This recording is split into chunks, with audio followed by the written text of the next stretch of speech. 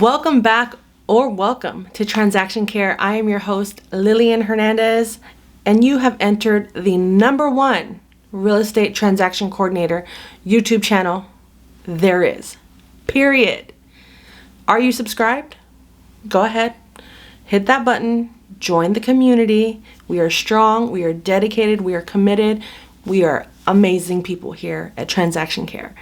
What is the difference between being a self-employed independent contractor transaction coordinator versus an in-house salaried transaction coordinator? These are questions that need answers, and the answers are here. So before I move on, comment if you are a transaction coordinator that is self-employed or you work for an in-house broker and are salaried. Comment below. I would love to know who you are, where you're located. How's it going? Let me know. Should I expand my business outside of California, outside of the Bay Area? Comment. Okay, so I'm gonna start off with being self-employed and or an independent contractor. Basically, that means that you are a small business. You run things, you're the boss, you're the #1, you're the go-to CEO, admin, janitor, vendor, all of it. You do it all. And you're doing a great job, I must say. So since you are considered a small business, unless you are running a large corporation, then props to you. You're doing that thing. But as small business owners within the real estate business, well, first and foremost, all realtors are considered independent contractors.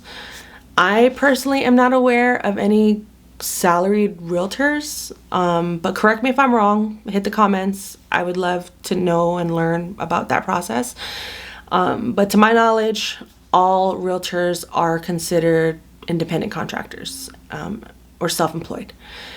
So with that said, in terms of being a transaction coordinator, as a small business, you are in charge of your business, big or small. That means you are taxed completely differently. In fact, how you are paid is actually in a lump sum. So you are in charge of separating your funds to make sure quarterly, annually, depending on how you pay taxes as an independent contractor, you are in charge of making sure you set aside the right amount of money so you don't get hit with a big bill either quarterly or annually. So that's one thing that is good or bad. So just keep that in mind. And you have to pay for your own supplies, your own equipment, everything. I mean, if you've ever worked in an office, one of my favorite things were the free was the access. And as a small business, you are in charge of your own supplies. Remember working in an office? If you've ever worked in an office, access, free, highlighters, Post-its, pens, paper, Wi-Fi, laptops, computers, all of it. Electricity, chairs, all of it is provided for you within an office. But as an independent contractor and as a small business, say goodbye to all of that because now it's on your dime, my dime. The bill goes to Lillian Hernandez and no one else at this point in my life. But the benefit of being an independent contractor is tax write-offs. Yes, you can write off all of that stuff as long as it's compatible to the business that you are running. If my job required me to hop on a jet, I could write off a jet. Believe me, it's been done before. Not by me, but it has been done. Unfortunately, at this time, a jet just isn't in my job description. But if there's any realtors out there that want to fly me out, rent me a jet, that's a tax write-off for you right there, buddy. But I highly recommend you link up with a trusted accountant to go over all of those things, what exactly you can write off, like your phone bill, your monitors, your laptops, all of the equipment that is required for being a transaction coordinator, which I will also go over, go through my videos. There's going to be a video on equipment and supplies as well, so you don't want to miss out. Also, some of my favorite things about being an independent contractor, being my own boss, being a CEO, entrepreneur, is I am a location independent, you guys. I currently am in my house. I'm in my office and I have a laptop. I take it anywhere I go. If I had plans to, I'm located in the Bay Area, so if I wanted to go to LA on Monday, I could, as long as there is access to Wi-Fi. I have my laptop, I have my cell phone, iPad, I'm good to go. So location independence, mwah, my favorite. Time ownership. Okay, let's talk about that, because when I was working in an office,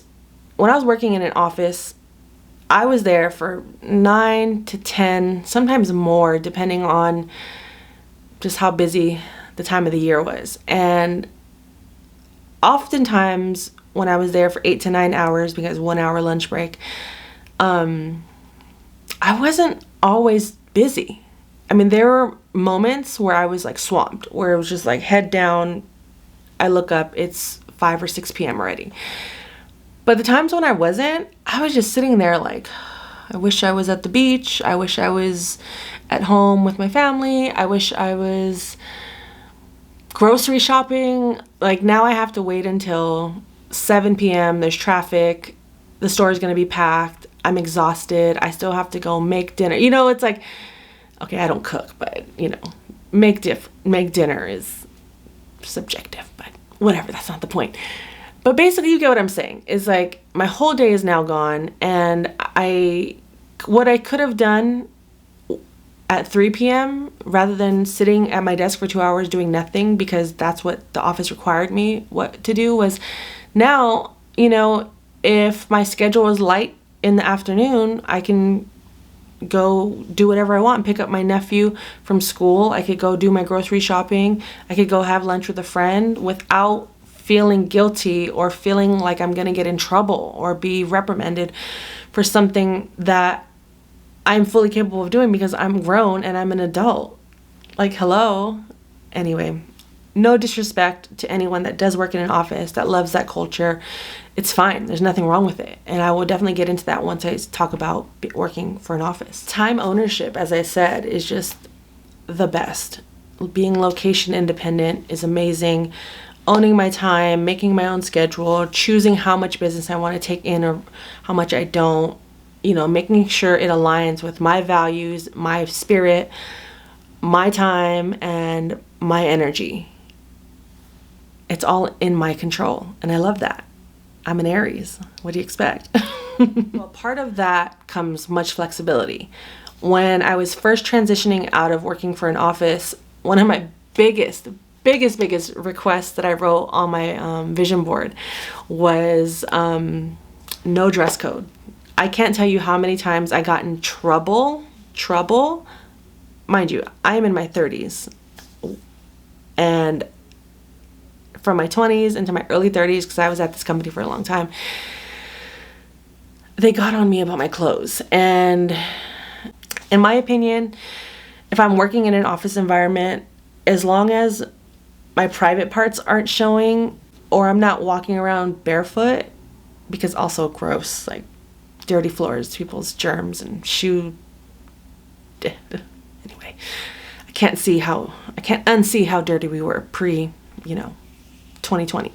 But basically, in my opinion, if my private parts aren't showing, unless your job requires that, which unfortunately mine did not, so I'll respect that, and my clothes were ironed or presentable, I use that term loosely. I don't like it, because what exactly is presentable? Like, I'm present. I am the one that's present. What I'm wearing is a reflection of me. And like I said, as long as my private parts aren't showing, I'm not walking around barefoot. Believe me, some people in that office did, and they got away with it. But for some reason, I was always picked on. So I just did not want that in my next career, whether I did go work for another office or for myself. as I was transitioning out of that office culture, my number one priority was I don't want to have to wear a bra and I want to work in my sweats. Like, period. That's it. I just want to be comfortable and cozy when I show up for work. And when I show up for work, I don't want to have to commute. I don't want to have to, think about my outfit and pleasing other people. And believe me, I love to dress up. I love fashion. I love looking good. I love all of that. But I was working in an office, in a private office. I didn't see anyone for hours unless I was going out to get lunch or in the lunchroom. Like, I didn't deal with clients face to face. So it wasn't like I needed to look my best. And honestly, if I'm in jeans and a t-shirt, that is my best. So, also, it wasn't my company. When you're working for somebody else, unfortunately, that's a downfall, is you do have to abide by their rules. But I just knew, I took it. I was like, this is fuel, this is motivation. I want to be able to not have to worry about a dress code. And I have the dress up clothes and I have my cozy clothes. I'd prefer to wear my cozy clothes, and I do every day.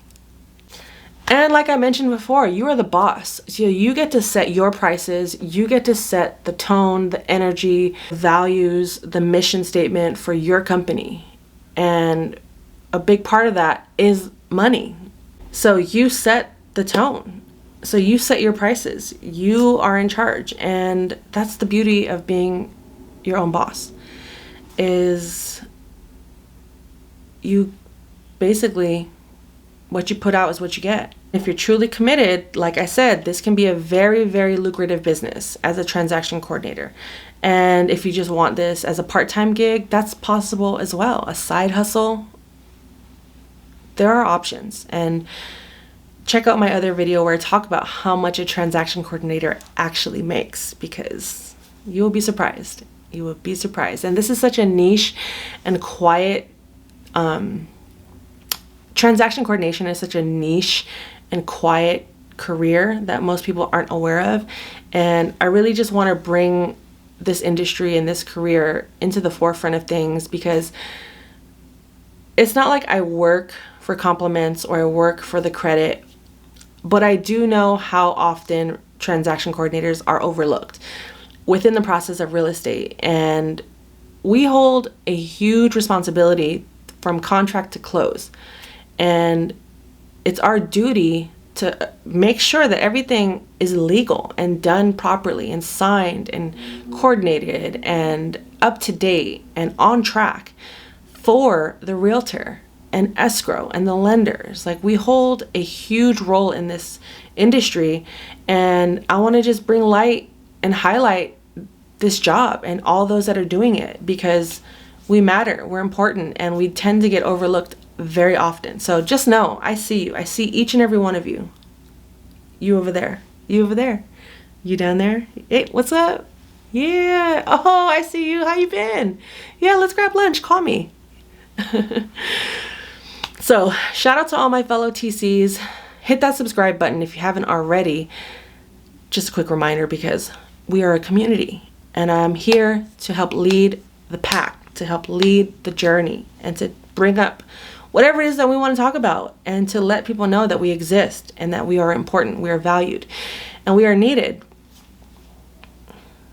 So be a boss, be your own boss. That's what I say. That's my opinion.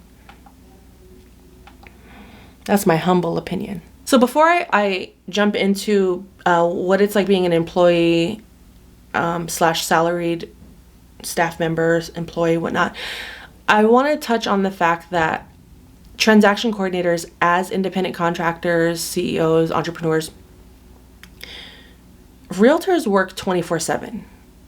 Brokers, realtors, they work 24/7. They're on the clock.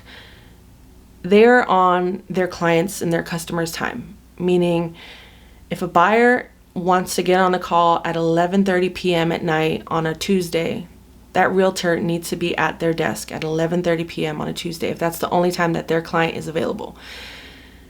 And transaction coordinators, I don't recommend you living that life. I don't recommend you living that 24/7 life. You will burn out quickly. Same with realtors, brokers. Like, set boundaries. I'm going to do,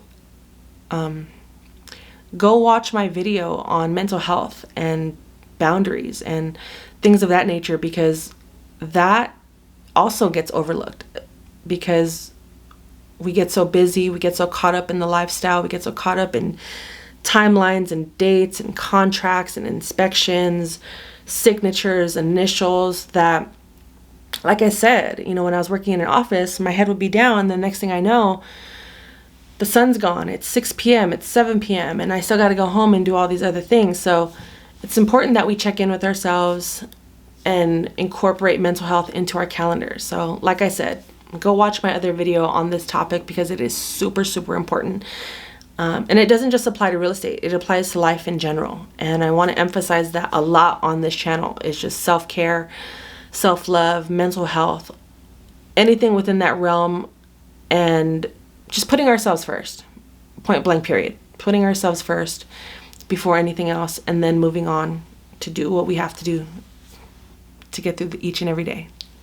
So what is a in-house TC / employer? This person, they receive a W-2. They have a set salary. They have set hours. Oftentimes, also don't take a job if you don't get health benefits, health care, things like that. Retirement, especially if you plan on being at a job, office job, for a long time. Make sure you get as much out of them as possible. Like I said, benefits, health insurance, life insurance if available, retirement, 401k, things all of that nature. Because when you are independent and working for yourself, I have to allocate enough money to cover those things, versus if I'm working at an office as an employee, standard practice includes all of those within the package that most companies offer. So just be mindful of that if you do choose that 9 to 5 route in an office working for someone, because you don't want to spend so much time at a certain place, which, full transparency, is one of my, regret is a strong word, but I'm going to use it in this video, because I worked for a company for almost 14 years. Not every year. I wasn't full-time every year, so, you know, being part-time and full-time also are two separate things. But as a full-time employee, I was not receiving a retirement plan. I was not receiving a 401k. It wasn't included. They paid for my health benefits, which was wonderful. And I got paid sick time, paid vacation, 2 weeks each, which is not enough in my opinion, but that's a whole other topic and video we can get into. But basically, I had been there for many, many years, and I left there with no retirement, nothing to show for it other than experience and a drive to do this on my own, and frustration from working with a company that I eventually did feel suffocated with and did not feel comfortable there anymore. And when I left, I realized how important having that retirement and that cushion is in your life. And I could have easily created my own accounts, but I wasn't aware of those things at the time. I was young. I was in my 20s. I left in my early 30s, and, you know, learning about money was something that I had to do on my own. And I didn't really have as much exposure or people around me to teach me what it really meant to invest my money, not just saving my money, but to invest it, and to have different types of accounts, you know, Roth IRA, traditional IRA, SEP IRA, anything of that nature, life insurance plans. Like, there's so much the stock market, like index funds. Like, there's so many different avenues that I wish I did learn early on, so that now being in my 30s, I wouldn't have to play so much catch up. But if you're in your 20s or even a teenager watching this video, I implore you to learn as much as you can about money and finances as you possibly can. The internet is a wealth of knowledge. It's all there. A couple people I would suggest, The Budgetnista. She's great. She has a podcast called Brown Ambition with her co-host Mandy, and Earn Your Leisure on YouTube. And Minority Mindset. Those three have been in rotation for me. So this is a total sidebar, but if you are in need of financial guidance, The Budgetnista, Earn Your Leisure, and Minority Mindset, I will put all three in the description below for you to access, because money is generational wealth is so important, and it needs to be highlighted more often and spoken about and normalized. But anyway, I'm getting off topic. Access to work supplies, you guys. I already mentioned I have to pay for all my own Post-its. I have to pay for my own computers, my own laptops. All of that is all on my dime. Like I said, the bill is under Lillian Hernandez. It is no longer under my previous employers. It is on me. But as I mentioned, they are tax write-offs in the end, so it's a win-win in either scenario.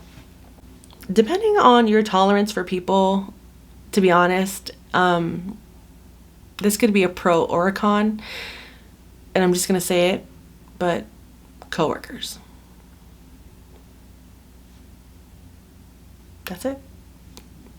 Pro or con. That's why I work for myself now, guys.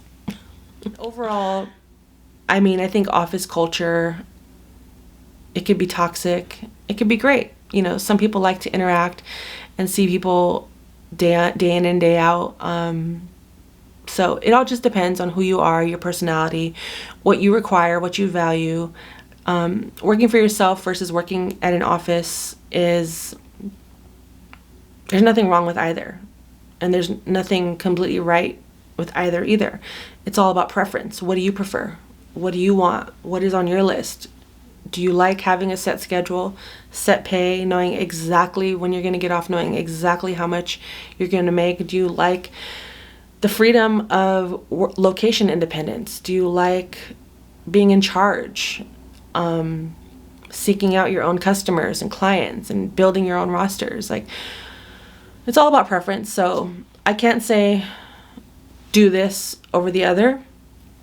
For me personally, having experienced both sides of the industry, from a staff member's perspective, office manager, transaction coordinator, in-house transaction coordinator, to now being independent and working for myself, the way my personality is set up, I should have been my own boss a long time ago. But timing is everything, and I'm glad I did it when I did do it. If you want to learn more about my story, I have videos on that as well. Please go watch them. Binge watch every single video I have on here. Hit that subscribe button, because it means so much to me, having you being a part of my community. Transaction coordinators are amazing, and we deserve a lot more credit than we actually get, whether you are an in-house TC, an independent TC, an assistant TC, doing this as a side hustle, whatever it is. I see you. You are worthy. You are amazing. Keep doing your job. Keep doing a great job. I am proud of you. And set those boundaries. Set those boundaries, okay? I am off the clock. I am going on vacation. Take that vacation, okay? Take that vacation. Yes. So thank you again. As I said, hit that subscribe button and comment below. Are you independent? Are you working for an in-house broker, realtor? Let me know where you're at in your career. Do you like one or the other? I would love to hear from you. And if you want to learn more about me and my business, head to transactioncare.com. I will reply to all emails, comments, DMs. I'm also on Instagram, Facebook, all of it. So Transaction Care across all platforms. Make sure it's me with the yellow and black logo. And I'll see you in the next video. Until then, your time is worth it. Let's coordinate.